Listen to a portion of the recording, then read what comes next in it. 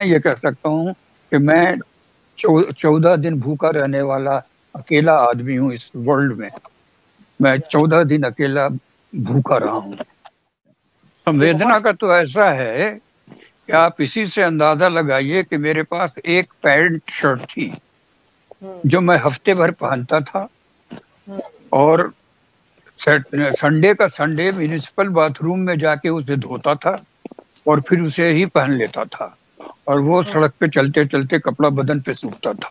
की बात है कि उस वक्त मैं फुटपाथ पे भी सोता था तो भी मुझे फ्यूचर डार्क है या ब्राइट है, फ्यूचर का दिमाग में ख्याल ही नहीं आता था। हम्म। और अब जब किसी जगह पहुंच चुका हूं तो अब होता है कि कल क्या होगा। अभी तक कोई नया काम नहीं आया है, अब क्या होगा। ये शौक मेरा बहुत बहुत दिनों से है। ये पूरा कब होगा ये मुझे नहीं मालूम, लेकिन मैंने अपने 2 स्क्रिप्ट लिखी हुई है जिसको मैं बनाना चाहता हूँ, लेकिन जिसको सुनाता हूँ वो कहता है इसको देखेगा कौन। अब ये जब पूछ देता है तो तू ही देख लेना भैया, बना ले खुद देख लेना। कहानी है थोड़ी ऐसी डिफरेंट कहानी है, एक द्वार की कहानी है जिसको मजबूरन जो है वो जल्लाद बनना पड़ता है। और मिर्जापुर मुझे कहीं मैंने किसी के पास से स्ट्रगल नहीं किया था, अपने आप आया। किसी राइटर को सूझा, उसने लिखा, डायरेक्टर को लगा कि ये लीली पुठी कर सकता है, उसने मुझे अप्रोच किया और हमने कर लिया।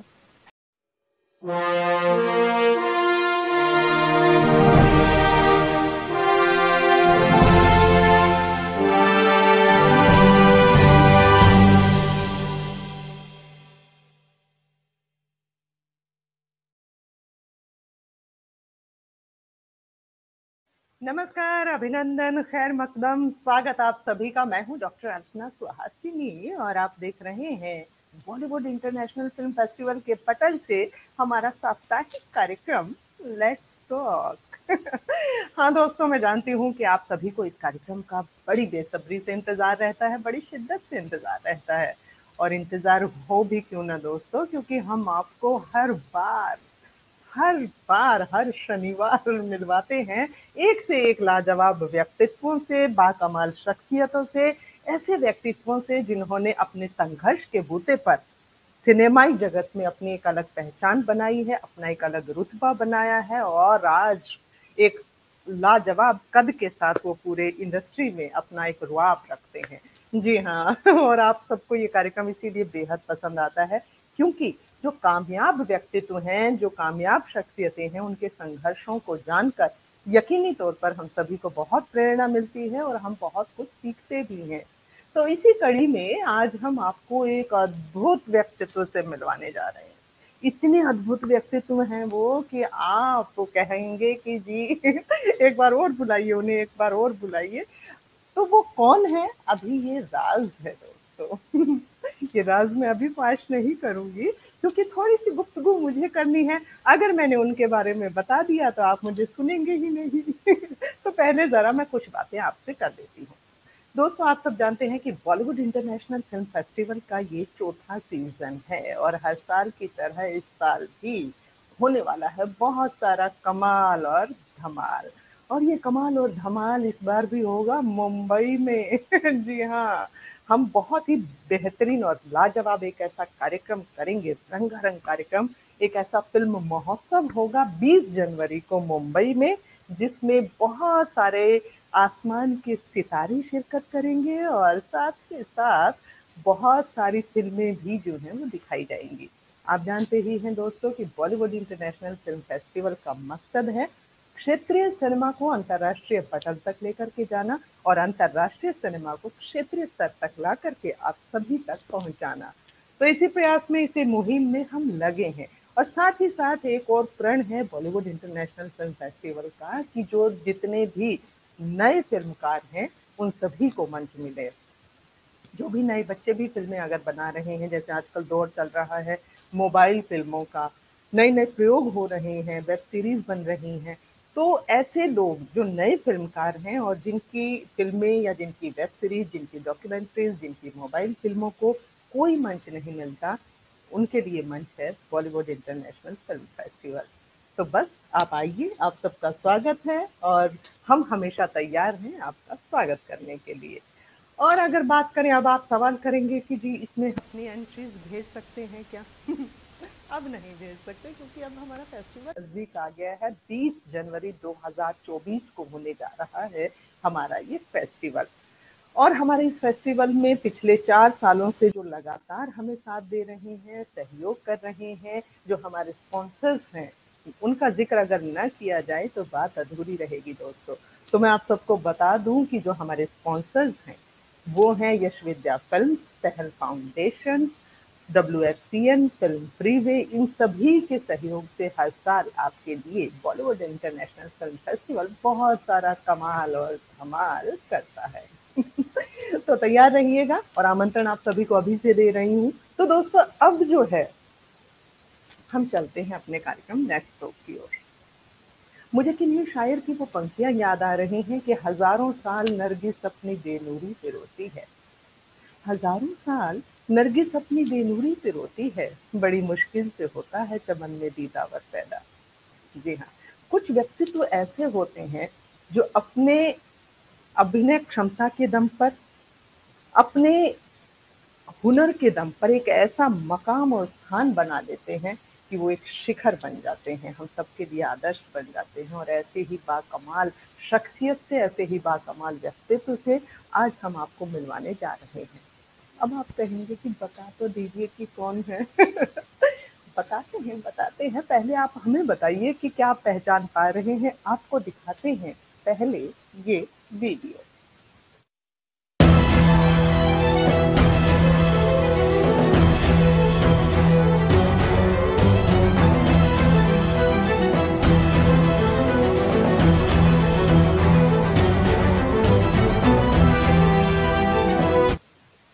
हाँ तो दोस्तों आपने ये वीडियो देखी, मुझे यकीन है आप सब पहचान गए, मुझे बताने की जरूरत नहीं है। बहुत सारे नाम आप लोग लिख लिख के भेज रहे हैं, ये तो दंता त्यागी जी हैं और ये तो विक्रम बेताल में आते थे। जी हाँ, एक बहुत ही बाकमाल व्यक्तित्व, लाजवाब शख्सियत, अद्भुत अभिनेता, लाजवाब लेखक और साथ ही साथ बाकमाल शायर भी आज हमारे बीच में आ रहे हैं, MM फारूकी जी।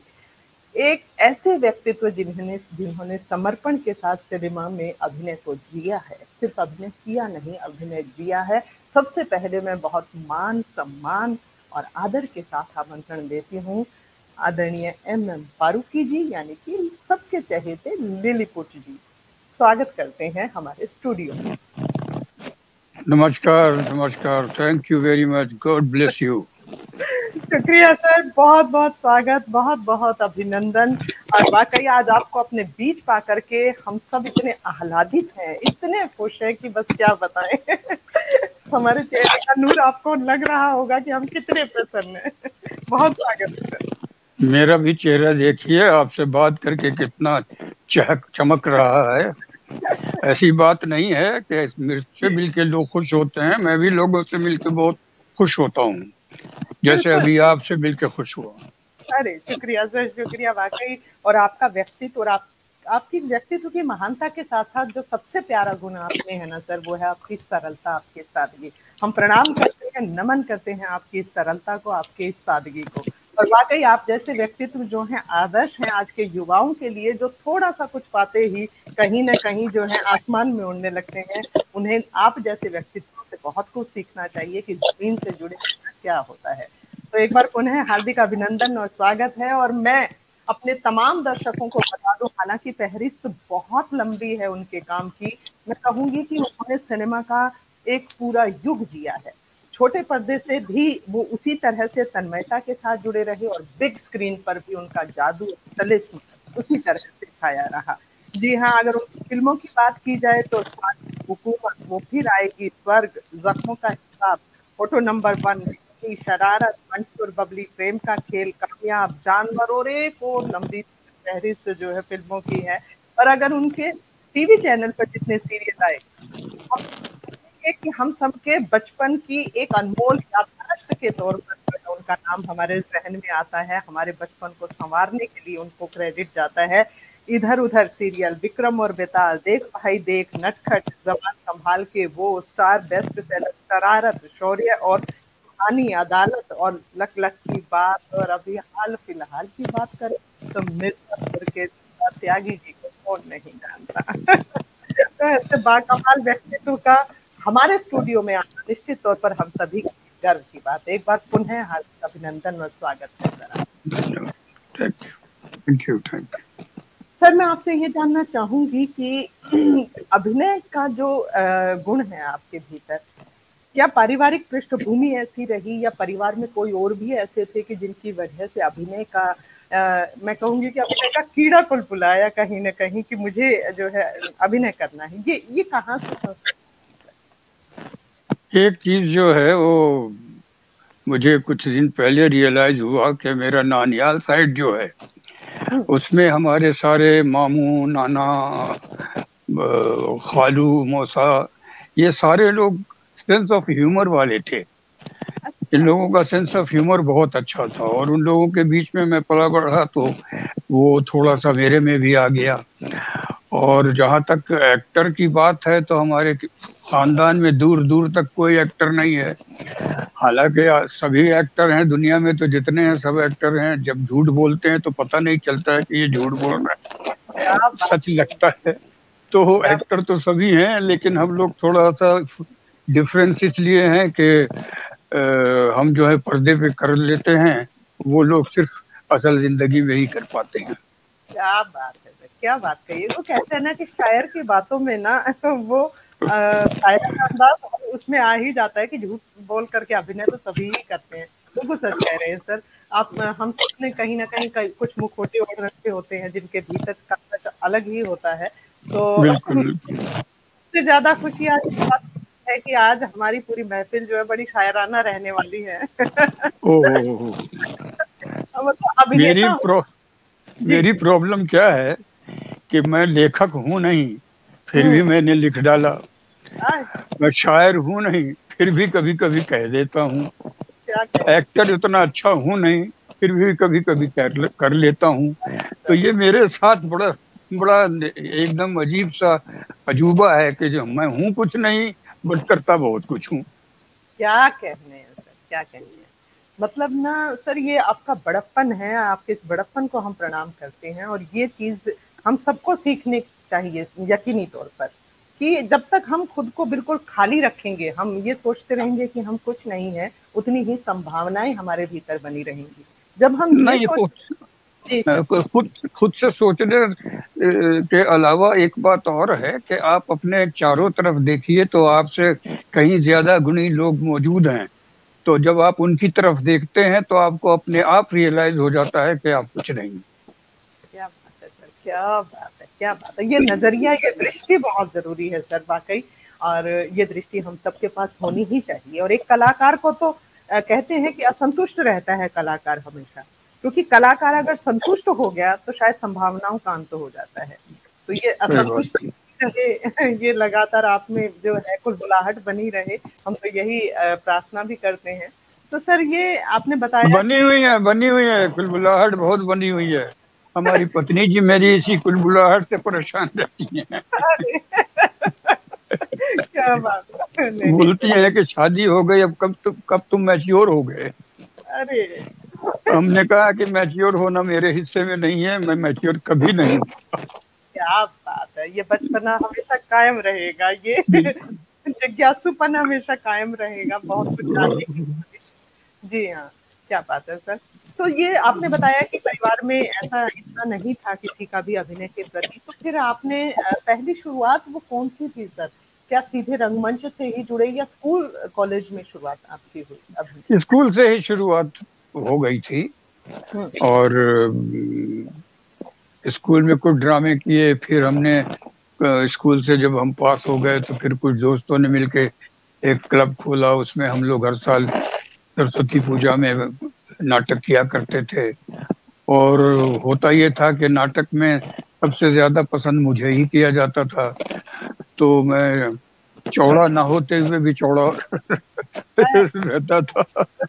और तो वहां से जो है वो क्या है कि मैंने, अब मुझे कहते हुए ये शर्म नहीं आती है कि मैं पढ़ने में बहुत ही जीरो था, बर्बाद था। क्योंकि मैंने बड़े बड़े एक्टर के मुंह से सुना है कि वो लोग भी मेरी ही तरह पढ़ने में बकवास थे। तो अब अब मैं भी अपने आप को बड़ा आर्टिस्ट मानने लगा हूँ, क्योंकि मैं भी पढ़ने में बहुत ही बकवास था। तो पढ़ा, लेकिन माँ बाप की खुशी के लिए कभी कभी आदमी पढ़ता है, बच्चा माँ बाप की खुशी के लिए पढ़ता है। तो मैं तो अपने लिए नहीं पढ़ रहा था, मैं इसीलिए पढ़ रहा था कि मेरे माँ बाप खुश हो जाएं कि चलो क्या मेरा बच्चा पढ़ा लिखा है। लेकिन क्या उनको ये नहीं पता कि पढ़ रहा था या लिख रहा था, हम्म, दोनों में से कुछ नहीं था। कैसे कैसे करके पढ़ लिया, ग्रेजुएट हो गया। अरे लेकिन मार्क्स इतने खराब आते थे मुझे कि स्कूल में भी मुझे प्रमोशन से पास कर दिया जाता था। तो मुझे अरे ये समझ में नहीं आता था कि मेरे छोटे होने की वजह से सिंपैथी से पास कर दिया जाता था, या मेरे कलाकार होने की वजह से इनाम में पास कर दिया जाता था। ये हम्म, मुझे आज तक समझ में नहीं आया, बट हाँ, पास कर दिया जाता था। तो क्या ऐसे ही जब ग्रेजुएशन हो गया मेरा, उसके बाद हम किसी काम के नहीं रहे। और बचपन से चूंकि समाज ने हमें बताया था कि तुम रिजेक्टेड माल हो, तुम्हारी कोई जरूरत सोसाइटी को है नहीं। तो ऐसे में ऊपर वाला जो है दिल में एक ख्वाहिश डाल देता है कि अच्छा, मैं कुछ नहीं हूँ तो मैं कुछ करता हूँ, कुछ बनता हूँ। तो वो एक थॉट था जहन में कि किसी तरह से अपनी एक शख्सियत बनाई जानी चाहिए। तो बहुत ढूंढा ढांढा कि क्या है मुझ में, क्या है मुझ में। तो मेरे दोस्तों ने मुझे बताया कि तुम बहुत अच्छे एक्टर हो। क्या बात तो अब एक्टर बनने के लिए जो है वो तो थिएटर में कर ही रहा था, लेकिन रोजी रोटी के लिए तो थिएटर होता नहीं है। थिएटर से रोजी रोटी नहीं कमाई जा सकती। मेरा ही एक दोस्त था, सुबोध। हम्म, उसको बहुत शौक था कि उसका मिस्सू जो है वो हमारा, हम गया में मिस्सू कहलाते हैं। मिसबाह अच्छा का शॉर्ट फॉर्म कर दिया लोगों ने, जी मिस्सू। जी तो हम्म, वो, उसको ये शौक था कि मेरा मिस्सू जो है वो फिल्म इंडस्ट्री में जाए और महमूद साहब से टक्कर ले। क्या तो बात ये उसी की मोहब्बत का नतीजा है कि उसने मुझे यहाँ भेज दिया हम्म, और क्या आ बात। गया मैं यहाँ। हाँ सर, मैं आपके और इंटरव्यूज भी सुन रही थी, तो मैंने उस संघर्ष को भी जाना कि जो कदकाठी को लेकर के आपको तमाम उम्र झेलना पड़ा, जो उपेक्षा और अवहेलना और जिस तरह के क्रूर मजाक हमारे समाज में मजाक के नाम पर कर दिए जाते हैं, जिस तरह से जी वहां जी जी जी। तो मतलब मैंने एक प्रसंग आपका वो भी सुना कि एक बार आपने मतलब शायद सोच लिया था कि जहर खा लिया जाए, उस तरह की मतलब वो वाला जरा हमारे दर्शकों को बताइए, क्योंकि ये एक वो सफर है कि बिल्कुल नैराश्य से भरे दौर से निकल करके जब आप बाहर आते हैं पूरे आत्मसम्मान के साथ उसको बटोर करके, तो क्या शख्सियत बनती है। तो वो वाला प्रसंग क्या था फिर? देखिए, संक्षिप्त में इतना ही है कि ईश्वर जो है वो डिसाइड करके रखता है कि किसको क्या बनना है। हम लोग अपने को क्रेडिट देते हैं, ये हमको एक्चुअली क्रेडिट मेरा है नहीं। क्रेडिट हम ऊपर वाले को देते हैं, उसने डिसाइड किया। आप सोचिए कि मैं गया से यहाँ बॉम्बे आ गया तो मेरी कोई बैकिंग तो थी नहीं, मैं बहुत ही गरीब घर का था। मेरे फादर इमाम थे, उनको 25 रुपया महीना उनकी सैलरी थी। तो हम लोग बिल्कुल इस काबिल नहीं थे कि यहाँ आ जाएं और यहाँ फ्लैट लेकर रहें और महीने में का खर्चा उठाएं।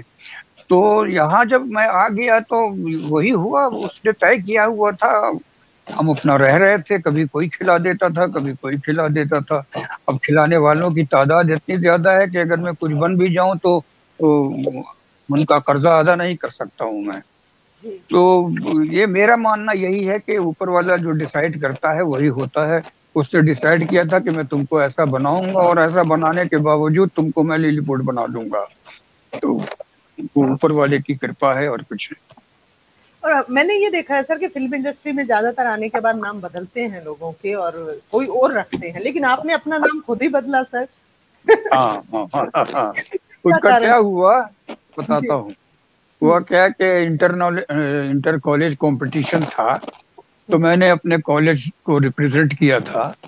तो वहां मैंने, उस वक्त हमारे जमाने में, ये मैंने बात कर रहा हूँ 1973 72 की। क्या बात। तो उस वक्त जो था वो स्टैंड अप कॉमेडी उस वक्त नहीं प्रचलित थी। तो लेकिन मैं करता था, मुझ में थोड़ा सा था तो मैं कुछ कुछ करता था। तो वही एक आइटम मैंने मगध यूनिवर्सिटी में कंपटीशन में किया था। तो दूसरे दिन हिंदी पेपर में मेरा नाम छपा, मिर्जा गालिब कॉलेज की कुमारी बाह फारूकी। अब वो अच्छा। मिस बाह को का मिस निकाल दिया उन्होंने, कुमारी कर दिया, और बाह को बाह ही रहने दिया। तो वहां जो मेरा जेंडर चेंज हुआ तो इतनी चोट पहुंची कि क्या बताऊं मैं आपको। तो हम्म। ख्वाब तो था ही कि इंडस्ट्री में जाएंगे। हम्म। तो उसी वक्त मैंने तय किया था कि जब इंडस्ट्री में जाऊंगा तो मैं अपना नाम मिसबा फारूकी नहीं रखूंगा, मैं अपना हम्म। नाम लिलीपुट रखूंगा, क्योंकि क्या? Believer in the land of Lilliput में पढ़ चुका था। तो मुझे वहां से वो नाम जो है वो बड़ा सूटेबल लगा। तो वो नाम मैंने खुद ही रखा, और जब बॉम्बे के लिए टिकट रिजर्व करवाने गया था स्टेशन पे, तो वहां मैंने पहली बार अपना नाम जो है लिलीपुट लिखवाया था, और लिलीपुट के नाम से ही टिकट रिजर्व करवाई थी। क्या बात है, क्या बात है सर। और कई बार ऐसा भी होता है सर कि मतलब शायद कि मतलब कहा जाता है, मेरे जो गुरुजी रहे साहित्यिक गुरु पूर्णबेचैन जी, तो वो भी कहते थे कि नाम में भी कामयाबी कहीं ना कहीं छिपी होती है। शायद ये हम्म। नाम परिवर्तन भी कहीं ना कहीं आपके आगे की रास्ते की मंजिल तक पहुंचने का सबब बना शायद। थोड़ा सा ये भी था, और थोड़ा सा ये था कि हमारे जमाने में हमारी हाइट के एक्टर हुआ नहीं करते थे, जी। और हमारी हाइट के लोगों को लोग जो है वो एक्टर भी नहीं मानते हैं, और इंसान भी नहीं मानते हैं। तो थे, अब तो जमाना बदल गया है, अब तो काफी लोग सेंसिबल हो चुके हैं। तो वो जो है, मैं कहाँ पे था? जी जी, नाम बदलने के बाद नाम अ, बदल जी जी, गया। एक्टिंग के फील्ड में, तो सिनेमा तो निर्माण। इसीलिए जी। तो मेरा जो था वो जो मैं करता था, एक तो कॉन्फिडेंटली मिलता था और कॉन्फिडेंटली अपना नाम बताता था, आई एम लिलीपुट। तो लोग जरा इम्प्रेस होते थे कि ये ऐसा शख्स है, इसकी जुबान भी बहुत अच्छी है, और इसके तौर तरीके भी जो है वो बड़े सभ्य हैं। तो लोग थोड़ा सा अट्रैक्ट होते थे। और जब परफॉर्मेंस देखी तो मैंने अगर 80% परफॉर्मेंस की तो उनको 200% लगती थी। तो ये बेनिफिट मुझे मेरी हाइट का भी मिला, और हम्म। परवरिश का भी मिला। क्या बात है, क्या बात है सर। वो मुझे किन्हीं शायर की पंक्तियां याद आ रही हैं कि जब भी हमने पंख खोले हैं उड़ानों के लिए, जब भी हमने पंख खोले हैं उड़ानों के लिए, एक चुनौती बन गए हैं आसमानों के लिए। तो मैंने भी कहा है जी। अपने ही ऊपर। एक फंक्शन में गया हुआ था, वहाँ एक बहुत बड़ी पर्सनैलिटी आई हुई थी, तो नाम वाम भूल गया हूँ मैं। बहुत बड़े आदमी थे, उनके लिए रेड कारपेट बिछा था। तो मैं जब पहुंचा वहां, तो भी उन्होंने भी बड़ा अच्छा स्वागत किया, और बड़ी तारीफ की, मेरी बेटी आपको की बहुत बड़ी फैन है, और आपको बहुत पसंद करती है, और बहुत अच्छी अच्छी बातें करते करते पूछ बैठे, आप इतने छोटे क्यों हैं? ओ। तो मैंने कहा कि जनाब मैं आपको इसका जवाब जरूर दूंगा, तो यहाँ पर नहीं दूंगा, मैं स्टेज पे पहुंचने के बाद दूंगा। अच्छा। फिर जब मेरी बारी आई बोलने की, तो मैंने उनको कहा कि फिर अर्ज किया है हुजूर कि है मालूम सबको, हम्म। है मालूम फिर भी वबाल उठ रहा आहा। है मालूम फिर भी बवाल उठ रहा है, मैं छोटा हूं क्यों ये सवाल उठ रहा है। क्या बात। बताता है बताता है लीली सुनो इसका रीजन, हम्म। कि उसके यहाँ भी है एक कार के लक्ष्मण। आहा।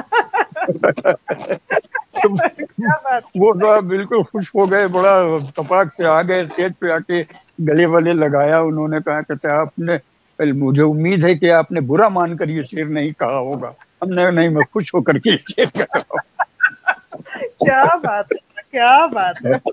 तो सर जब बात चल ही पड़ी है शायरी की, और उसकी मैं एक इंटरव्यू में सुन रही थी कि जो आपकी पहली गजल थी बड़ी प्यारी लगी मुझे, बहुत ही खूबसूरत थी।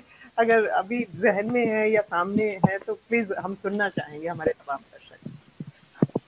उसके लिए मुझे अच्छा, तो अभी सबसे पहली गजल सुनाऊं?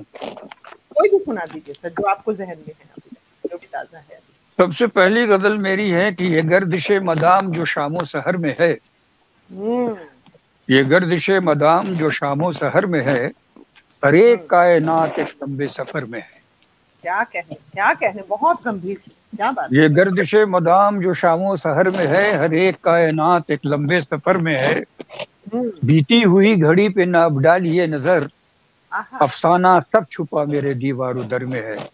वाह वाह वाह। ख्वाबों का मेरे देखिए ताबीर कुछ तो हो, होने हम्म। को फैसला भी पहर दोपहर में है। क्या कहने। और गुजरी जो जिंदगी तेरी फाकों में क्या हुआ, हम्म। लीली तेरा शुमार तो अहले हुनर में है। क्या कहने सर, क्या कहने, क्या कहने, क्या कहने। ये मेरी पहली गजल। तो सर पुस्तक छपवाने की आपने कभी नहीं सोची? ना ना गजलें ना, आप। मैंने कहा ना कि मैं शायर हूँ नहीं, बट लिख लेता हूँ। लेखक हूँ नहीं, पर लिख लेता हूँ। लेकिन सर, मैं इतना प्रोफेशनल नहीं हूँ, और नहीं इतना नहीं सर, आप वसी अच्छा कहते हैं गजलें, बिल्कुल मानक से वसी लोगों को करते नहीं हैं। नहीं, वसी जो सोच होती है ना, वो हम्म। वसी सोच मेरी नहीं है। अभी जैसे आपको एक और सुनाता हूँ जी। कि रिजवाना के दिल पे अब रिजवान का कब्जा है। अच्छा। रिजवाना के दिल पे अब रिजवान का कब्जा है। हम्म। मेजबान के घर पे ही मेहमान का कब्जा है। क्या कहने, क्या कहने। और लाचारी से तकता है भगवान चढ़ावे को, हम्म। उसकी कमाई पर इंसान का कब्जा है। क्या कहने, क्या और कहने। गौर गौर करोगे तो हैरान बहुत होगे कि हम्म। अल्लाह की दुनिया पे शैतान का कब्जा है। वाह वाह वाह वाह। क्या तो कहने। कभी कभी कह देते हैं, हमेशा नहीं कह पाता हूँ। लेकिन आप बहुत अच्छा कहते हैं सर, बहुत अच्छा। और आप हमें लक्षित रखेंगे, अगर आपकी पुस्तक नहीं आती, हमारी गुजारिश है आपसे कि आप संग्रह कीजिए इनका, सबका इकट्ठा कीजिए, सारी गजलों को एकत्र कीजिए और जल्द से जल्द अपनी पुस्तक छपवाइए। हम सबको इंतजार रहेगा शिद्दत से। उनको जहां मालूम हुआ कि आपने ये छपवाया है, हम्म। तो सारे आपके घर पे आ जाएंगे और कहेंगे तुम्हारी जुर्रत कैसे हुई कि ये किताब छपवाई तुमने। नहीं सर, लेकिन अब तो किताब जरूर आएगी, हम सब आपके आपसे लगातार प्रार्थना और आग्रह करते रहेंगे लगातार।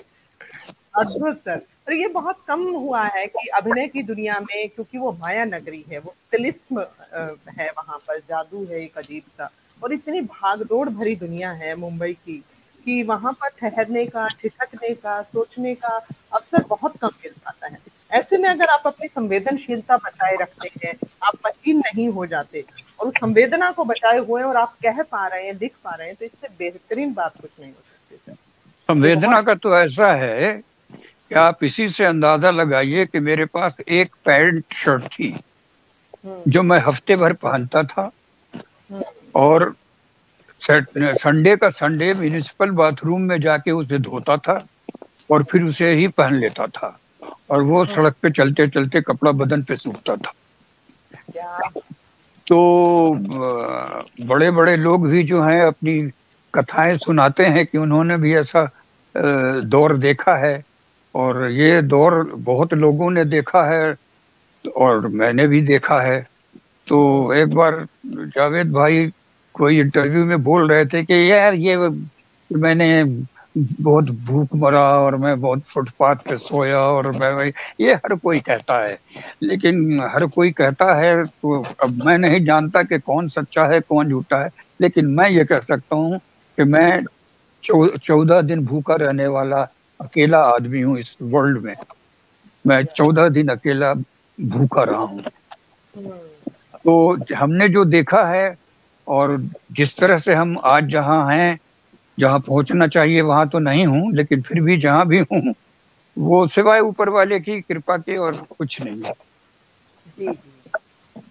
तो सर उन दिनों ऐसा मतलब नहीं लगा कि नहीं वापसी कर ली जाए, मेरे लिए नहीं है ये दुनिया, यही तो ये। ताज्जुब की बात, यही ताज्जुब की बात है कि उस वक्त मैं फुटपाथ पे भी सोता था तो भी मुझे फ्यूचर डार्क है या ब्राइट है, फ्यूचर का दिमाग में ख्याल ही नहीं आता था।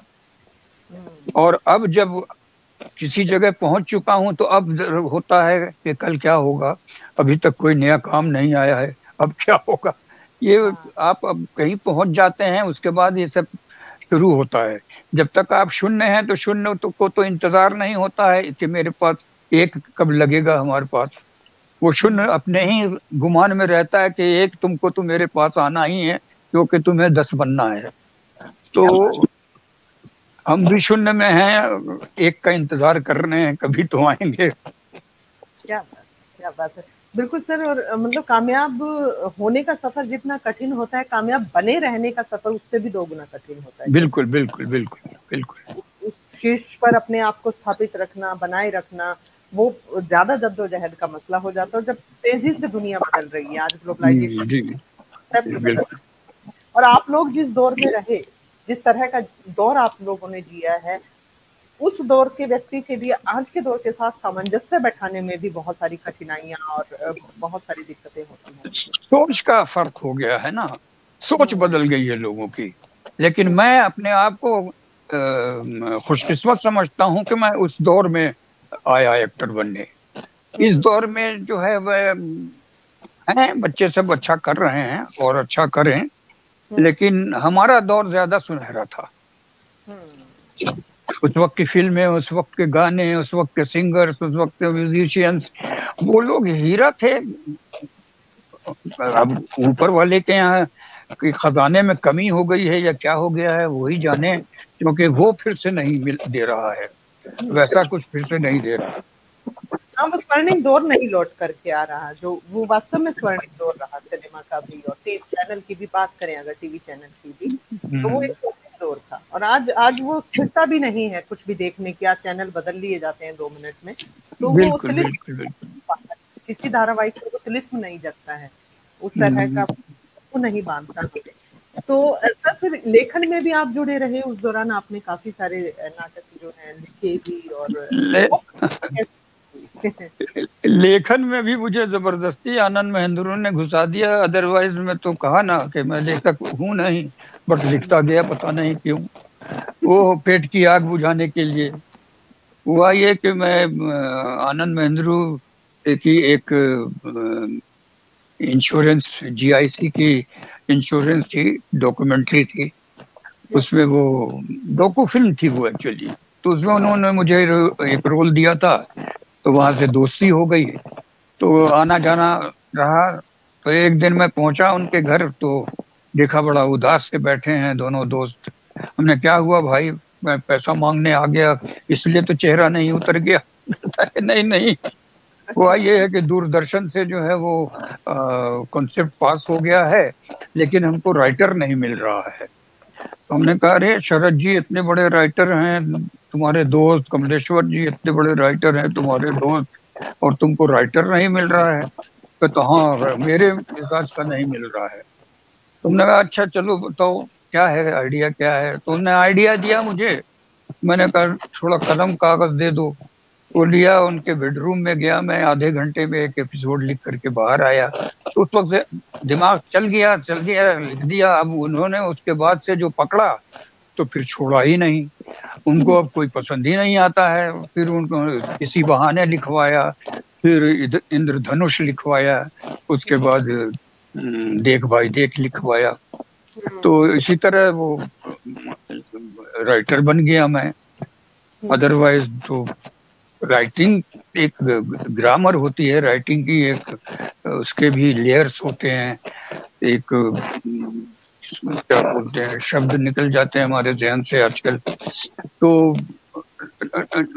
राइटिंग भी एक कला है, राइटिंग भी हुँ, एक कला है, तो जो सबके बस की बात नहीं होती।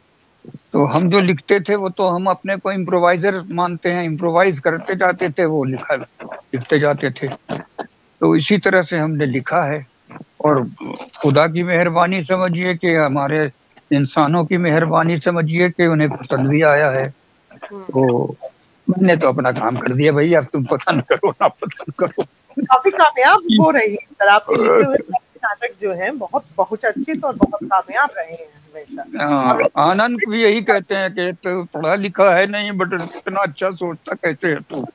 हमने कहा कि अच्छा इंसान होना जरूरी बेटा। क्या बात है! क्या बात है! क्या बात है! तो सर जिस तरह से आप बहुआयामी हैं, जैसे कि आपका लेखन में भी अच्छी खासी दक्षता है, और आप अभिनय में भी, और आप आपकी गायकी का भी मैंने कमाल देखा, और शायरी भी आप करते हैं। आपको लगता है कि एक हुनर को तराशते-तराशते कहीं न कहीं कुछ चीज़ें पीछे छूट जाती हैं, समझौता करना पड़ता है, अपने आप को मनाना पड़ता है कि नहीं एक ही दिशा में चलें? देखिए, हमने एक्टिंग के अलावा किसी चीज को सीरियसली लिया ही नहीं। राइटिंग को भी हमने पेट की आग बुझाने के लिए, क्योंकि काम मिलना नहीं रहा था एक्टिंग का, तो कमाई तो होनी चाहिए कुछ ना कुछ, तो इसलिए राइटिंग से कमा लिया हमने। फिर धन्य हो इसका दूरदर्शन का, जिस जमाने में हम लिखते थे उस जमाने में हमें पूरी आज़ादी होती थी कि हाँ भाई हम, अच्छा हमारी भी जिम्मेदारी भी हमारी होती थी कि हम ऐसा कुछ ना लिखें जो जिसको का समाज पे गलत असर पड़े। तो हमको बहुत होशियार होकर के लिखना पड़ता था, सचेत होकर लिखना पड़ता था। लेकिन हम लोग जो लिखते थे वो हम लोग लिखते थे।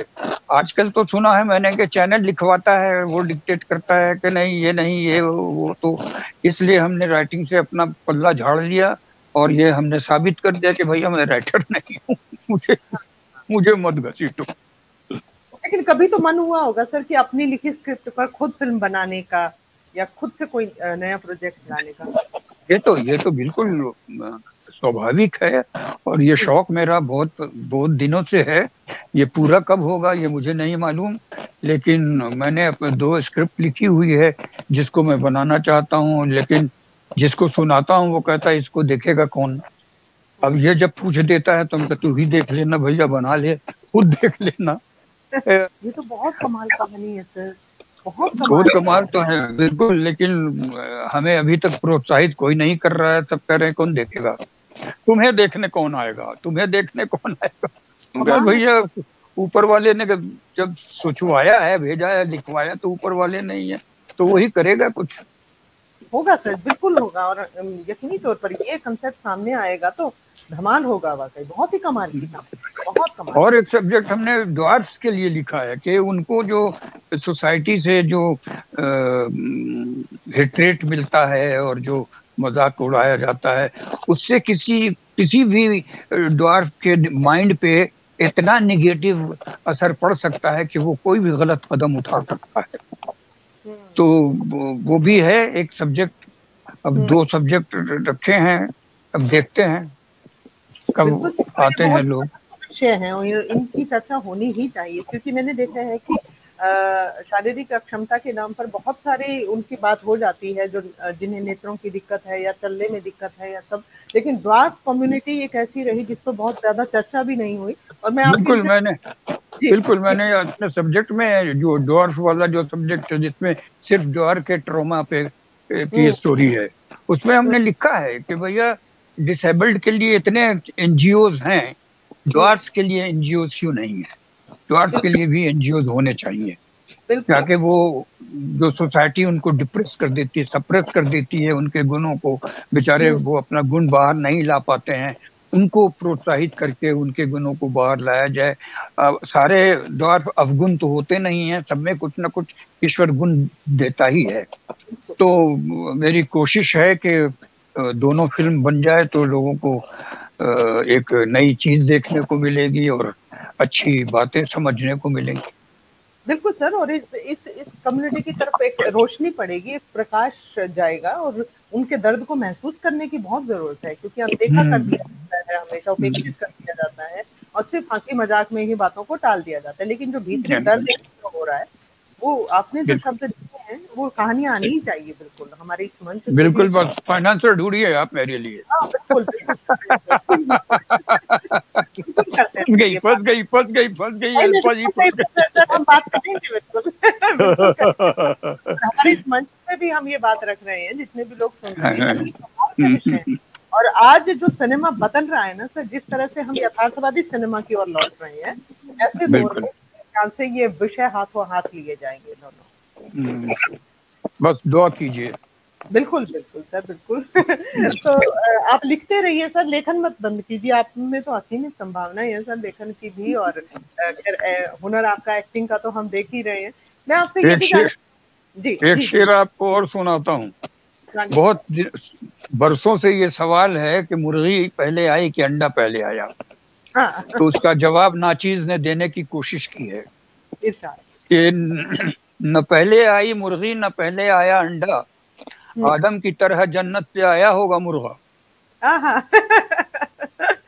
सुभान उसकी कुदरत, सुभान उसकी मर्जी, पहलू से मुर्ग के ही निकली होगी मुर्गी। क्या बात है, बहुत बढ़िया, बहुत। क्या तो बात कभी है, कभी ऐसा भी लिख देते हैं हम। बहुत बढ़िया सर। और सर मैंने ना एक इंटरव्यू में आपका गायन भी सुना था और अद्भुत गा रहे थे आप। थोड़ी सी वानगी अगर हो जाए, थोड़ा सा सर, थोड़ा सा प्लीज। हे भगवान, हे अल्लाह, हे ईश्वर, हे God, hey my Guru, hey Jesus, my God, क्या कर दिया तुमने, ये क्या कह दिया बाबा। नहीं नहीं बहुत सर, ही बेसुरा हूँ। नहीं नहीं एक सर, मैंने जमाना था, एक जमाना था, बॉम्बे आने से पहले मैं वाकई बहुत अच्छा गाता था। जब गाता था तो लोग रुक जाते थे। आज मैं गाने लगता हूँ तो लोग कहते हैं अभी आया, मैं अभी आया, ऐसा हो गया है। तो गाना मत सुनो, नहीं तो लोग तुम्हारा प्रोग्राम बंद कर देंगे, कहेंगे बिल्कुल नहीं थोड़ा, भाई, इतना नहीं सुनना है मुझे। थोड़ा गुनगुना दीजिए सर कुछ, आपका अपना पसंदीदा। गुनगुनाता हूँ। तुम्हारी जुल्फ के साए में शाम कर लूंगा, आहा, सफर एक उम्र का पल में तमाम कर लूंगा। तो और अब तो सांस भी नहीं आती है। आप, क्या बात है सर, क्या बात है, बहुत बढ़िया। मैंने खंडर बता रहा है, इमारत बुलंद थी। अरे नहीं सर, आपकी सक्रियता और आपकी जिंदा दिली तो हम सबके लिए हुआ है। हम जो इस उम्र में थके हारे मानदे से हुए रहते हैं, और आपकी जिजीविषा जो है ना सर, कमाल की, आपका उत्साह कमाल का है। और ये मुझे उत्साह, ही देख के जो है च्यवनप्राश वाले ने च्यवनप्राश बनाया है ताकि आजकल के बच्चे खाएं और मेरी जैसी एनर्जी लेकर बिल्कुल सर, बिल्कुल। आए। तो सर जब आप, जैसे आपने दूरदर्शन वाला दौर भी दिया है, और अब आप वेब सीरीज वाले दौर तक पहुंचे हैं, और वेब सीरीज आजकल कर रहे हैं, ओटीटी प्लेटफॉर्म इतने सारे आ गए हैं, तो ऐसे में एक तो परिवर्तन बहुत बड़ा है और बहुत अलग तरह का है।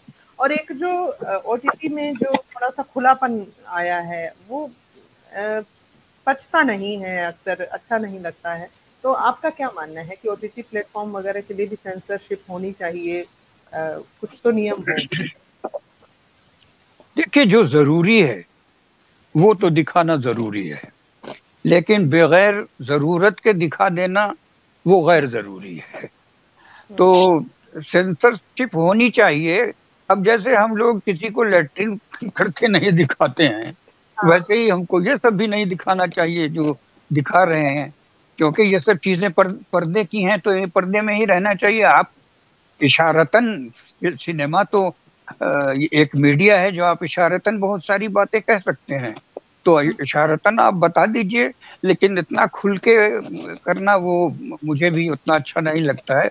लेकिन हाँ, जहाँ तक गाली गलौज का सवाल है तो वो उसमें मैं बिल्कुल साथ दूंगा कि जो कैरेक्टर है वो गाली चूंकि बकता है तो उसको गाली बकने देना चाहिए। उसको कैरेक्टर को अब ये न कि माफ कीजिएगा मोहतरमा आप इस तरह की बातें, वाहियात बातें न कीजिए, तो वो नहीं कहेगा, कहते चुप रहे माँ के दीने तू चुप कर, यही बोलेगा ना वो। तो ये तो इतनी की इजाजत तो होनी चाहिए। और ये समाज का जो है ये दोगलापन है, दोहरापन है कि आप हम तो आए दिन जो है दिन रात हम बाप के मुंह से बेटे को गाली देते सुनते हैं, बेटे को के मुंह से बाप को गाली देते सुनते हैं। हर जगह गालियां जो हैं वो, अब तो गालियां गालियां लगती ही नहीं हैं, अब तो लगता है हाय डार्लिंग। माँ की गाली दे रहे हैं, लग रहा है हाय डार्लिंग। तो गाली का मतलब नहीं रहा है, किसी चीज के बहुत ज्यादा इस्तेमाल से उसकी वैल्यू खत्म हो जाती है। तो अब गालियों की भी वैल्यू खत्म हो गई है, तो जब वैल्यू ही खत्म हो गई है तो रहने दो।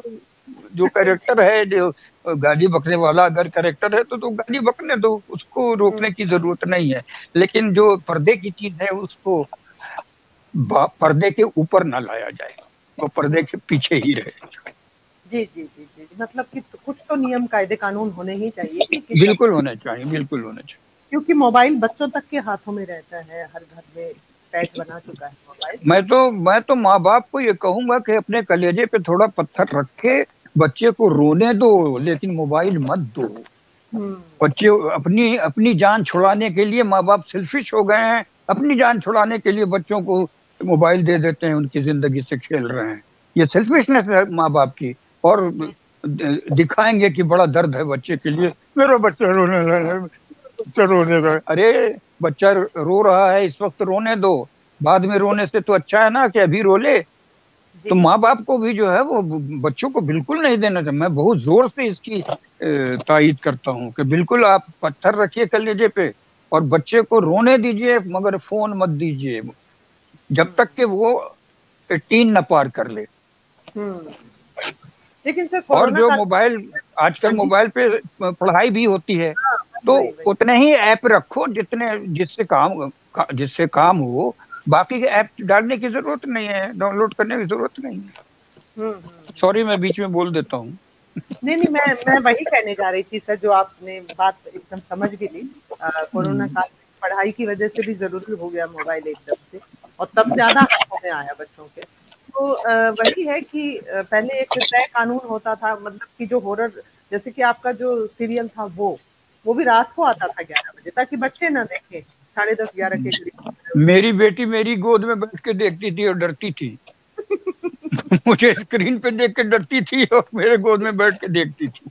लेकिन उसमें आपका कमाल का किरदार था सर, मतलब एक अलग था, और हाँ, वो किस तरह उसके से। बाद जी। उसके बाद से तो जोकर का कंसेप्ट ही चेंज हो गया था। हाँ। बहुत ही इम्पैक्टफुल था वो सीरियल, मुझे भी हम्म। बहुत पसंद था। और शायद टर्निंग पॉइंट की तरह भी था आपके मतलब अभी तक जिस तरह से कॉमेडी कैरेक्टर्स वो चल रहे थे आपके, और उसमें एकदम संजीदा और बिल्कुल अलग तरह से। हम्म। तो सर आपको लगता है जैसे कि मतलब कि आपके कदकाठी की वजह से, या जिस तरह से आपके उपयोगिता उस तरह से नहीं हो पाई है, अभी तक भी आपके हुनर को उस तरह से, जो संभावना या सीमित है उस तरह का इस्तेमाल नहीं हो पाया है, आपको ये अक्सर महसूस होता है सर कि उस तरह के बिल्कुल किरदार। महसूस जी। बिल्कुल महसूस होता है। और मुझे यही ताज्जुब होता है कि मैंने हर तरह की एक्टिंग करके दिखा दी। हुँ, एक एक वाकया याद आ गया मुझे हुँ, कि मैं जब नया नया आया था, तो एक डायरेक्टर के चीफ असिस्टेंट मुझे बोले कि लिली तू बहुत अच्छा एक्टर है, इसमें कोई डाउट नहीं है, लेकिन तुझे रोल नहीं मिलेंगे। हुँ, न तू हीरो का भाई बन सकता है, न दोस्त बन सकता है, न हीरोइन का भाई बन सकता है या दोस्त बन सकता है या कुछ बन सकता है। तुझे ये रोल मिलेंगे नहीं। हुँ, हमने कहा क्यों नहीं मिलेंगे? बोले कि ये तू तू दिखने में ऐसा है ना, तो वो ऑडियंस को डाइजेस्ट नहीं होगा। हुँ, हमने कहा अगर ये पॉसिबल नहीं है तो मेरा तो वजूद ही नहीं होना चाहिए था, क्योंकि हुँ, मेरे माँ बाप तो खूबसूरत, मेरे भाई बहन खूबसूरत, तो मैं तो हूं ना किसी का भाई बहन भाई, मैं हुँ, किसी का बेटा हूं ना। मेरे भी मामा है ना, मेरे भी तो दोस्त हैं, मैं भी किसी डॉक्टर का दोस्त हूँ। तो हुँ, क्यों नहीं हो सकता है?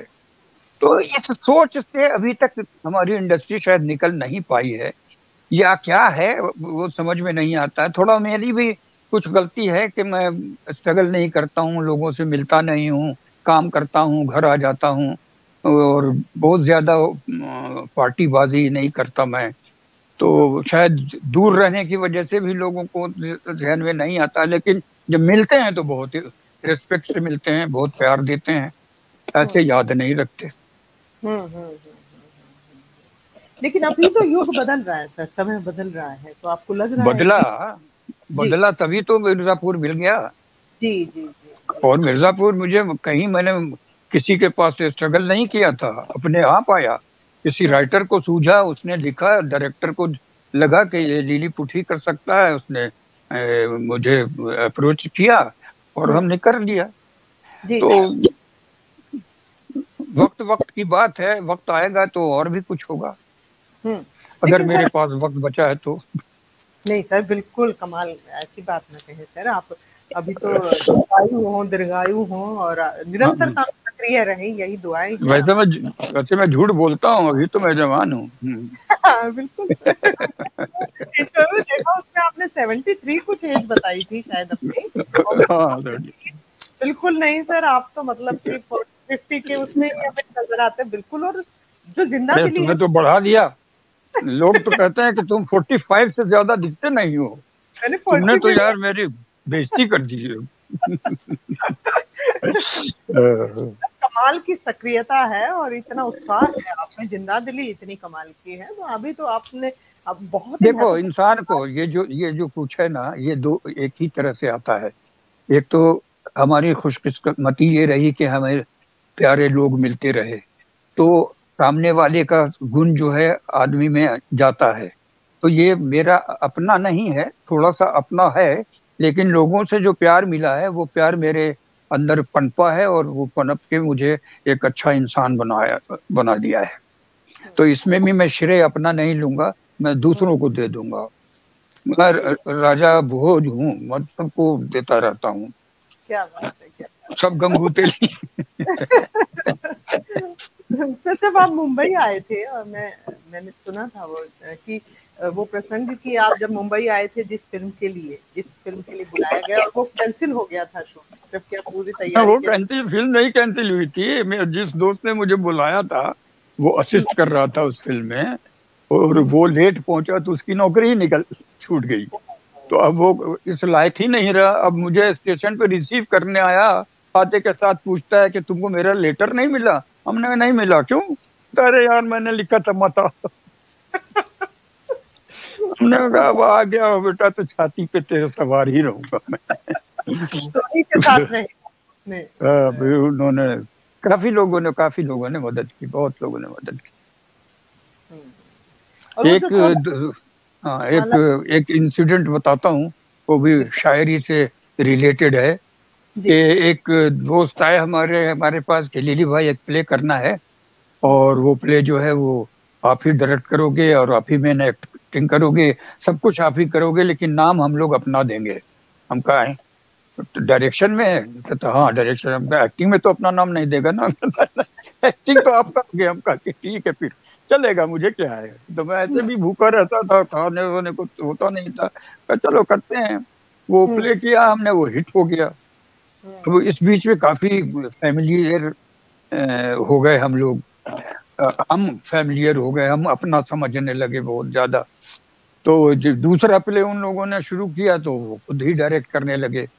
तो मैं चला जाता था टाइम पास करने के लिए। तो वो गलत जब करते थे तो मैं कहता हूँ नहीं, ये तो गलत हो रहा है, इसको ऐसे मत करो, इसको ऐसे करना चाहिए। तो एक दो दिन सहा, उसके बाद तीसरे दिन बोले, ए चुप, तुझे आता क्या है? अच्छा। अब सब लोगों के बीच में कह दिया तुझे आता क्या है। अब मेरे दिल पे तो ऐसी बिजली गिरी, तीर छूटा, क्या क्या हुआ, आग लगी, पटाखे फूटे, बम फटे, सब हो गया दिल पे।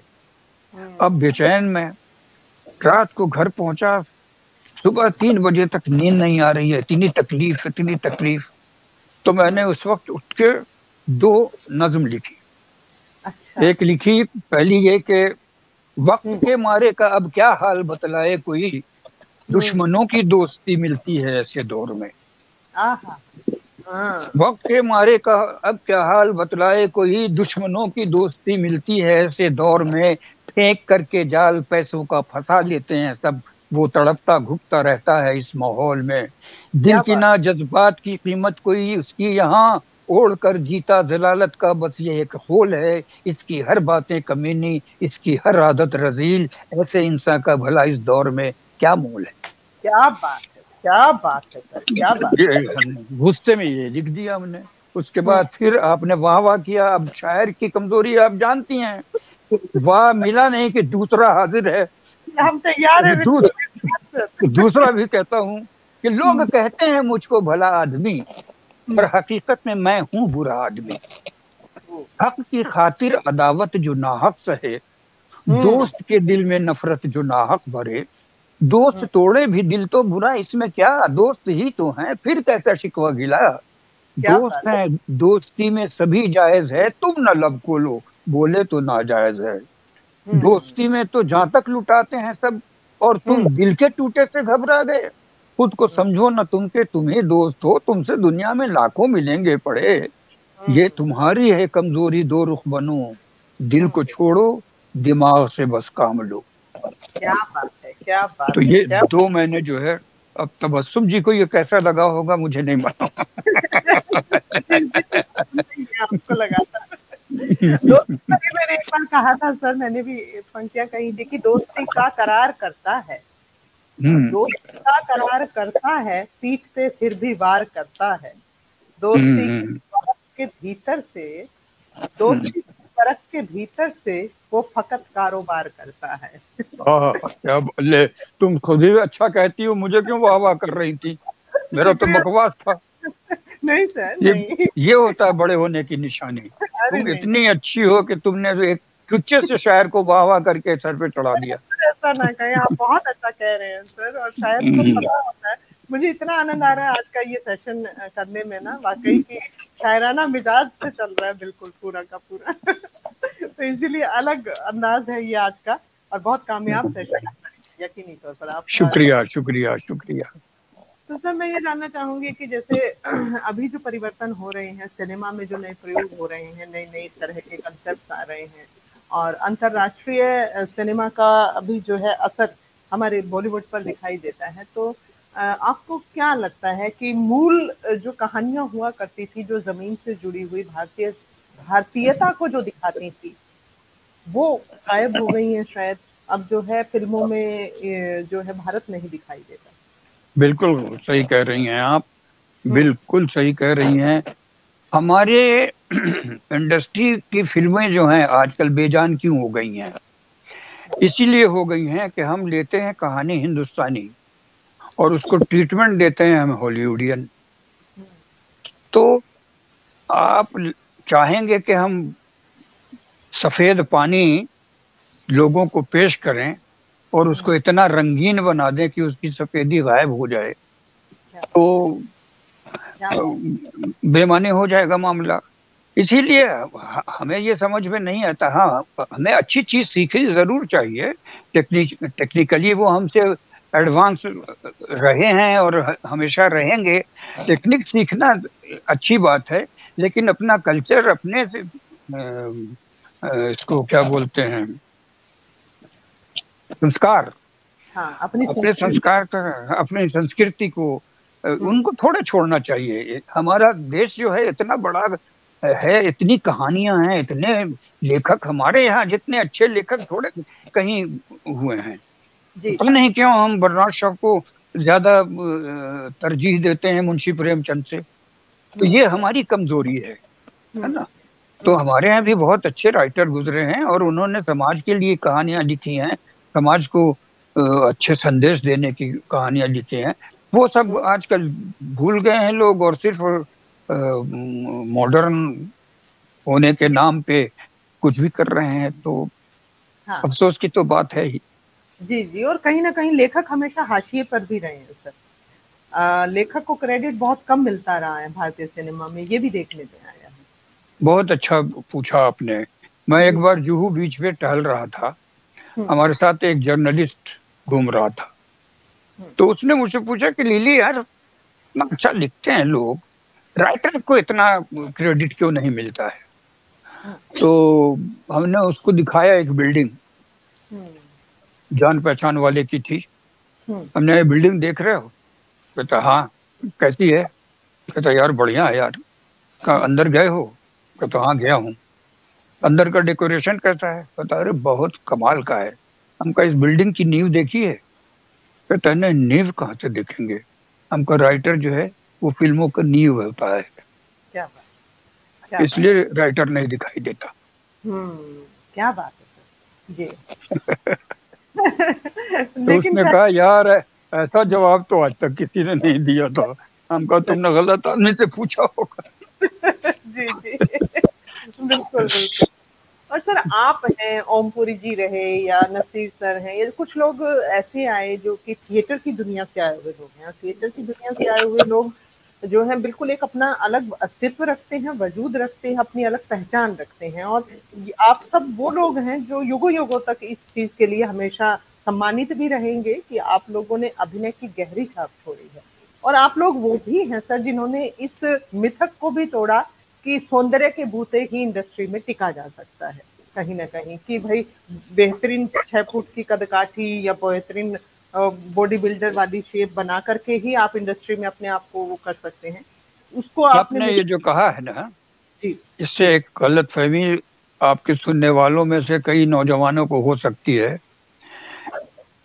खूबसूरत होना जरूरी नहीं है और बदसूरत होना कोई प्रॉब्लम नहीं है, लेकिन बदसूरत होने के बावजूद अगर आपकी एक्टिंग खूबसूरत है तो आप खूबसूरत हैं। एक्टिंग का भी जो मामला है वो भी गायन जैसा है। गाते हम भी हैं, गाते आप भी हैं, गाते कई लोग हैं, लेकिन हर कोई मोहम्मद रफी तो नहीं बन पाता ना। उसके लिए गले में जैसे मिठास एक ईश्वर दे के भेजता है, जिस आवाज में कशिश होती है, वैसे ही एक्टिंग में भी कशिश होती है। जिसकी एक्टिंग से आदमी आकर्षित हो जाता है वो एक्टर छा जाता है। अभी जैसे हमारे अमित जी हैं, अमित जी को देखिए तो उनका हाथ का हिलना अच्छा लगता है, उनका गर्दन का हिलना अच्छा लगता है, उनका खुजलाना अच्छा लगता है, उनका हर कुछ अच्छा लगता है ना। तो ये ईश्वर जब दे के चलाएगा तभी तो आपको दुनिया लाइक करेगी। ईश्वर ने आपको दिया ही नहीं है तो आप बनावटी खिलौने से काम तो नहीं करवा सकते। बिल्कुल बिल्कुल बिल्कुल। तो ये समझना जरूरी है अपने आप में। आप एनालाइज कीजिए, अपने self analysation is the best, कि आप खुद से समझिए कि आप में क्या है क्या नहीं है। माँ बाप तो लाड में हर बच्चे को, मेरी माँ भी मुझे खूबसूरत ही समझती थी, तो उसके मानने से तो नहीं होता है ना। हमें तो अपने आप को समझना पड़ेगा कि हम हैं क्या, ठीक है ना।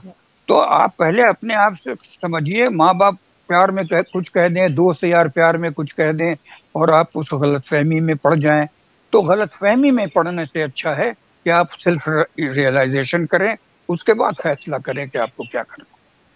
जी, अपनी तमाम खूबी और खामियों के साथ स्वीकारते हुए खुद को आगे बढ़ना जरूरी है। बिल्कुल बिल्कुल। तो सर ये साथ ही साथ मैं ये भी जानना चाहूंगी कि जो बच्चे सोचते हैं कि भाई यहाँ पर जो है बहुत ही ऐसा है, बहुत आनंद है, बहुत चकाचौंध है और उससे प्रभावित होकर के आते हैं और बाद में निराशा में डूब करके कई घटनाएं ऐसी सामने आती हैं जो बहुत दुखद होती हैं। तो आप क्या कहना चाहेंगे ऐसे युवा कलाकारों से, युवा बच्चों से कि किस तरह की तैयारी करके अभिनय के प्रति किस तरह की संवेदनशीलता लेकर के आए वो इंडस्ट्री में? से युवा को कुछ नहीं कहूंगा, युवा के सराउंडिंग्स को कहूंगा कि वो जब वापस आए तो उसका मजाक ना उड़ाएं। लोग यहाँ जो अटक जाते हैं वो इसी सिलसिले की वजह से अटक जाते हैं कि अब मैं जाऊंगा क्या मुंह दिखाऊंगा, मैं कहीं का नहीं रहूंगा। तो ये समाज की वजह से वो नहीं वापस जा पाते हैं। तो समाज को जो है वो ऐसा सलूक, अपना सलूक बदलना चाहिए। और जो बच्चे नाकाम हैं, नहीं कामयाब हो सके हैं, उनको जिल्लत की नज़र से ना देखा जाए, उनका मजाक ना उड़ाया जाए, उनकी हौसला अफजाई की जाए ताकि वो दूसरे किसी लाइन में आगे बढ़ सकें। क्या बात है सर, बिल्कुल अलग बात कही है सर, ये आपने बहुत कमाल की बात कि भाई लौटने के लिए रास्ते रखें उनके लिए कि अगर ये नहीं हो रहा तो आकर के कुछ भी कर, बहुत बिल्कुल। तो सर ये बातचीत आपके साथ चल रही है, सच में मन नहीं कर रहा कि बिल्कुल हम जो है सेशन को करें और हमें लगभग 1 घंटे से भी ज्यादा समय हो चुका है सर बातचीत करते हुए भी। तो फालतू चीजें काट देना और क्या। नहीं नहीं सर, बिल्कुल पूरा जाने देंगे। बहुत कमाल की बातें आपने कही है, वाकई प्रेरणादायी बातें हैं। और प्रशिक्षण लेना कितना अनिवार्य है सर अभिनय का? ये बड़ा डेंजरस सवाल है, इसलिए कि मैं अगर जवाब दे दूंगा तो मुझे सारे स्कूल, एक्टिंग स्कूल वाले मिलके मुझे मारना शुरू करेंगे और मुझे भगा देंगे यहाँ से, क्योंकि मैं प्रशिक्षण में बिलीव नहीं करता हूँ, मैं प्रैक्टिस में बिलीव करता हूँ। प्रशिक्षण एक्टिंग का कोई क्लास नहीं हो सकता है। एक्टिंग ईश्वर जो है दे के भेजता है। आप जबरदस्ती किसी के चेहरे पे एक्सप्रेशन नहीं ला सकते हैं। उसको वो जब तक अंदर उसके एक्टर नहीं होगा तब तक वो एक्सप्रेशन लाएगा ही नहीं। तो हमको इतने बड़े बड़े कलाकार जिनका कोई जवाब आज तक नहीं है, अमिताभ बच्चन जी को देखिए, नसीर भाई तो खैर, नसीर भाई और पुरी जी, ये लोग तो मतलब बिल्कुल ही अलग हैं, इनको तो हटा ही दिया जाए इस लाइन से। लेकिन जितने पुराने जितने भी एक्टर थे सब तो गॉड गिफ्टेड थे। मुझसे भी लोग पूछते हैं कि किस इंस्टीट्यूट से तुमने एक्टिंग का कोर्स किया। हमने कहा भगवान इंस्टीट्यूट से। तो हाँ। वहां से सीख के जो आएगा वही कर पाएगा, यहाँ क्या सीखेगा? कोई आलू बेचने का तरीका तो नहीं सीखना है ना, कि भाई आलू बेचना है तो ले लो, अरे कभी नया तरह से बेच रहा है इससे लो, है ना। लेकिन एक्टिंग सीखने की चीज नहीं है, एक्टिंग इम्प्रूव करने की चीज है। अगर आपके गले में सुर है तो आप रियाज करेंगे तो अपने आप और गला अच्छा होता जाएगा। अगर आपके गले में सुर ही नहीं है तो आप कितना भी रियाज कर लीजिए, आपको सुनने के को कोई तैयार नहीं होगा। तो एक्टिंग का भी यही मामला है, आप सीख नहीं सकते हैं, आपके अंदर होना चाहिए।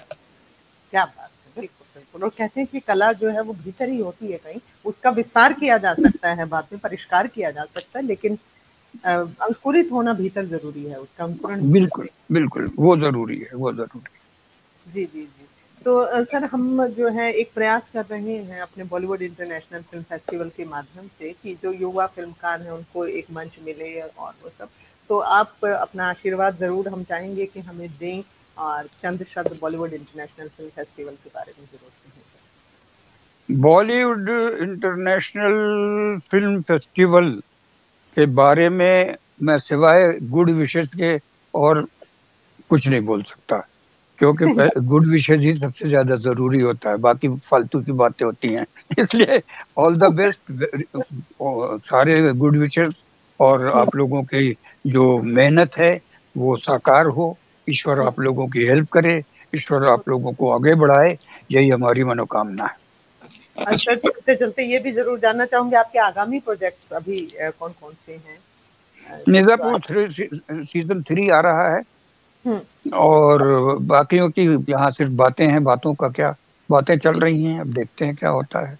मेरा ज्यादा ध्यान जो है अभी अपनी फिल्म बनाने पर है, उसकी कोशिश में लगा हूं कि कोई तैयार हो जाए, कोई समझे इसकी अहमियत। किसी को समझ में नहीं आ रहा है, हम्म। लोग डर रहे हैं कि कौन देखेगा, ये कौन देखेगा, कौन देखेगा। मैंने कहा मेरे पास दो हैं ऑडियंस, दो ऑडियंस है, डॉक्टर अल्पना और तबस्सुम जहां, इन्हीं पूरा दो के भरोसे हम चला लेंगे, बॉलीवुड बना इंटरनेशनल लेंगे। फेस्टिवल है सर आपके साथ, बिल्कुल सब लोग, हम सब लोग हैं सर। आप तैयार कीजिए फिल्म, हम सब हैं, आप चिंता मत। ठीक, ठीक है। देखिए सर, हमारे यशपाल सर ने भी एक प्रयोग किया था क्षेत्रीय सिनेमा का, मुंबई से हम्म वापसी हरियाणा और हिसार में करके, और उन्होंने जो है दादा लक्ष्मी फिल्म बनाई, बायोपिक है। और दादा हम्म लक्ष्मी जो है वो शेक्सपियर रहे हैं, हरियाणा के शेक्सपियर कहे जाते हैं, राइटर रहे। हम्म मतलब लिखते नहीं थे, अनपढ़ थे, लेकिन कमाल के सांग और कमाल की रागनियां उन्होंने वो की। तो आज वो फिल्म जो है सर 80 से ज्यादा इंटरनेशनल अवार्ड जीत चुकी है, नेशनल अवार्ड जीत चुकी है। वही है तो ना, हिम्मत की बात है। यशपाल तो बहुत ही, मतलब बहुत अच्छा एक्टर है यशपाल, बहुत बढ़िया एक्टर है और मतलब समझदार है लड़का बहुत। पता नहीं, वो मेरी ही तरह है, लगता है कि वो भी अपने काम में मस्त रहता है। दैट तुम्हारी पार्टी की ऐसी की तैसी, हमको नहीं आना तेरी पार्टी में। बिल्कुल बिल्कुल, बहुत ही मेरे ही जैसा है, बिल्कुल। प्यारा हाँ, बहुत बहुत अच्छा। मैं मिल चुका हूँ, मैं, हमारी बातचीत हो चुकी है। हम लोग ज्यादा घूमते नहीं हैं, इसलिए हम बहुत ज्यादा रेगुलर किसी से मिलते नहीं हैं, एक आध बार मिल लेते हैं। तो बहुत ज्यादा होटलिंग वोटलिंग और पार्टी शार्टी और ये वो नहीं कर पाते हम लोग। और क्योंकि मैं पीता भी नहीं हूँ, पीने वाले के तो बहुत सारे दोस्त हो जाते हैं ना। अब मैं जब जहाँ जाता हूँ और वो लोग अगर पी रहे होते हैं तो कहते हैं तुम भी लो यार, हमका बादाम का शरबत पिलाने की जिद कर, या शराब पिलाने की जिद क्यों कर रहा क्या बात, क्या बात, क्या बात। है। ऐसा नहीं, है। आपने तो बहुत सारी उनको तोड़ा है, और बहुत अपने नए वो बनाए हैं उसूल, और अपने नए आदर्श और नए उन पर चले हैं आप तमाम उम्र। और ये एक तपस्या है कहीं ना कहीं उस इंडस्ट्री में बिल्कुल कि बिल्कुल बिल्कुल। अपने आदर्शों पर कायम रहना, अपनी बातों पर कायम रहना, और अपने वजूद और अस्तित्व और व्यक्तित्व को एक अलग तरह से बनाना, वो वाकई बहुत जोखिम का काम है। क्योंकि इंडस्ट्री अच्छे अच्छों को अपने रंग में ढाल लेती है, लेकिन अपने आप को बचाए रखना उन सब चीजों से, ये बहुत बड़ी बात है। मुझे हम्म, उम्मीद है कि तुम लोगों को बोर नहीं किया होगा मैंने। बिल्कुल नहीं सर, बिल्कुल नहीं। सुनील जी पूछ रहे हैं, जो हमारा सब तकनीकी संभालते हैं, कि मिर्जापुर का नेक्स्ट सीजन आ रहा है, हिंट दे दीजिए सर, कब तक आ रहा है? जनवरी और मार्च के दरमियान आ जाएगा। क्या बात है। सबको शिद्दत से इंतजार है देखिए। हाँ, उसका वो भी कमाल है। और वो जी। हिट भी हुआ है उसी वजह से, जिस वजह से सेंसरशिप लग रहा बिल्कुल, है। हम बिल्कुल। लोग भी बड़े डबल पर्सनालिटी के लोग हैं। मुंह पे हुँ, बहुत अच्छा अच्छा, पीठ पीछे है तरीके। और ऐसा ही है कि अरे यार क्या मजा आया यार, मजा आया, क्या देखो। और दूसरे, नहीं नहीं ऐसा नहीं होना चाहिए ना, ऐसा नहीं होना। ये अजीब हम लोग हो गए हैं। हुँ। तो सर ऐसा ही कुछ चलते-चलते हम समापन भी जो आपके कुछ अशारों से करना चाहेंगे, कुछ ज़हन में अभी आ रहे हों तो ज़रूर ज़रूर सुनाइए। एक शेर कह रहा हूँ, लेकिन तुम बिगड़ मत जाना। न तुम बिगड़ना, न तबस्सुम बिगड़े। जी, एक जी। एक पते की बात कह के चले गए कलंदर। हुँ। शौहर है गर सांप, तो बीवी है छुछुंदर। क्या बात है, क्या बात है, क्या दो, बात है। न निगलते बनता है, न उगलते बनता है ना। तो यही कह के गए हैं कलंदर साहब। जी, जी, जी, जी, क्या बात है सर। आपकी ये रचनात्मकता यूँ ही बनी रहे सर, इसी तरह से ही आप लिखते रहें और कुछ सुनाना चाह रहे हैं सर? याद नहीं रहता। एक सेकंड रुको, एक सेकंड में जी, देखता हम हूँ, अगर कुछ मिल गया तो देखता जी। हूँ। वाक़ई बहुत आनंद आ रहा है सर को सुन कर के और कुछ शख्सियतें ऐसी होती हैं जिनसे बातचीत का सिलसिला लगता है कि चलता ही रहे, ख़त्म करने का मन नहीं करता और ये वो लोग हैं जिन्होंने पूरा एक जीवन, पूरा एक दौर जो छोटे अगर छोटे से जी, इसको कहते हैं कथा। हाँ, छोटे कथा छोटे से हैं जी, कि मुख्तसर सी जिंदगी और फर्ज का अंबार है। क्या बात! हुँ, मुख्तसर सी जिंदगी और फर्ज का अंबार है। तू आशना है ए खुदा, बंदा तेरा लाचार। वाह! क्या बात है, क्या बात है! हुँ, और दूसरा है, अल्लाह की मर्जी के सिवा कुछ भी नहीं है। हुँ, देते रहो तुम अकल की कितनी भी दुआई। क्या बात है, क्या बात है! हुँ, और जिंदगी जिद्दोजहद का नाम है। हुँ, मौत तो आराम ही आराम है। हुँ, और ये बहुत अच्छा है, मेरे पसंद का है। दिल की दीवारों पे मेरी नक्श हैं कुछ सूरतें। वाह! हुँ, दिल की दीवारों पे मेरी नक्श नक्श हैं हैं कुछ खूबसूरत सूरतें। हुँ। पहले दिल था, अब अजंता और इलोरा हो गया। क्या बात है! क्या बात है! क्या बात है! नया प्रयोग है। क्या बात ये बहुत बढ़िया सर, बहुत ही बढ़िया और आप ठीक हमेशा कदम-कदम पर ये भी स्वीकारते हैं कि किस्मत का बहुत बड़ा हाथ है। है। बहुत मानता हूँ, मैं किस्मत को ही मानता हूँ। और हुँ, किस्मत के अलावा, किस्मत आपको आपकी खराब होनी है तो आपके हुँ, से कर्म खराब करवाएगा। आपकी हुँ, किस्मत अच्छी होनी है तो, मतलब किस्मत नहीं, आपका मुस्तकबिल अगर हुँ, अच्छा होना है तो आपसे हुँ, अच्छा काम कराएगा। अगर हुँ, आपका मुस्तकबिल खराब होना है तो हुँ, किस्मत आपसे खराब काम करवाएगी। किस्मत के जी, अलावा मैं कुछ मानता ही नहीं। ठीक हुँ, खुदा की तरह है, खुदा के अलावा मैं किसी को नहीं मानता, वैसे ही किस्मत के अलावा और कुछ नहीं मानता। क्या बात! क्या बात! आपका ये यकीन, आपका ये विश्वास यूँ ही बना रहे, आपकी रचनात्मकता, आपकी सक्रियता यूँ ही बनी रहे, आपकी ज़िंदा-दिली यूँ ही बनी रहे। हम ढेरों दुआएँ करते हैं सर आपके लिए और और आज मेरी आप ये दुआ है, और मेरी ये दुआ है कि अल्लाह आपकी दुआ कबूल करे मेरे लिए। बिल्कुल, बिल्कुल, चलिए, आमीन। और धन्यवाद बहुत धन्यवाद। शुक्रिया सर, इतना कीमती समय आपने हमें दिया है और अरे, इतनी अच्छी गुफ्तगू, इतनी अच्छी बातचीत और मैं शुक्रिया तबस्सुम जी का भी करूँगी कि उन्होंने आपसे हमें मिलवाया, हमसे जोड़ा। बहुत शुक्रिया सर बेशकीमती समय देने के लिए, इस पटल पर आने के लिए। बहुत-बहुत आपका बहुत बहुत शुक्रिया, तबस्सुम जी का भी शुक्रिया। शुक्रिया। और सुनील जो है उनको भी कह दीजिए शुक्रिया। जी, बिल्कुल सर, बहुत okay okay okay, thank you thank you. तो दोस्तों कमाल की बातचीत रही, बहुत ही बाकमाल शख्सियत, लाजवाब व्यक्तित्व से आज हम मिले। मुझे किन्हीं शायर की वो पंक्तियाँ याद आ रही हैं कि आपके सर पे छाया बन के चलेगी धूप में, आपके सर पे छाया बन के चलेगी धूप में, वक़्त रुखसत घर से बुजुर्गों की दुआ ले जाओ। तो आज जो दुआएँ मिली हैं, जो आशीष मिला है वो बेशकीमती है हम सभी के लिए और जिन्होंने पूरा दौर देखा हो बॉलीवुड का और आज जिस तरह से आज की भी उनकी सक्रियता कमाल की हमने देखी, वाकई एक प्रेरणास्पद व्यक्तित्व से हम मिले और बहुत कुछ सीखा, बहुत कुछ जाना। आपको कैसा लगा हमें ज़रूर बताइएगा दोस्तों, अपने कमेंट्स लिख करके और हम तक अपनी बात ज़रूर पहुंचाइएगा। तो चलते चलते आज की मुलाकात बस इतनी ही। बहुत बहुत शुक्रिया एक बार करते हैं हम दोबारा से लिलीपुट सर का, और अब आगे बढ़ते हैं, यानी आपसे देते हैं विदा। लेकिन पहले फिर याद दिला दूं आपको कि बॉलीवुड इंटरनेशनल फिल्म फेस्टिवल जो है वो 20 जनवरी 2024 को मुंबई में होने जा रहा है दोस्तों, और बहुत सारे कमाल और धमाल के साथ होगा। बहुत सारे सेलिब्रिटी आएंगे, बहुत सारे लोगों से हम मिलेंगे, साथ ही साथ जो है फिल्में दिखाई जाएंगी और होगा अवार्ड शो। तो जरूर जुड़िएगा, जरूर आइएगा। वेन्यू का एड्रेस नीचे आ रहा है, तो जरूर आइएगा। और कोई परेशानी दिक्कत लगे तो नीचे जो है फोन नंबर्स दिए हुए हैं, उन पर आप जानकारी ले सकते हैं। और इसी तरह से बॉलीवुड इंटरनेशनल फिल्म फेस्टिवल के साथ जुड़े रहिए, लेट्स टॉक के साथ जुड़े रहिए और मिलते रहेंगे एक से एक देश कीमती व्यक्तित्वों से। आज के लिए बस इतना ही, मिलते हैं अगले शनिवार एक और कमाल की शख्सियत के साथ। तब तक के लिए नमस्कार।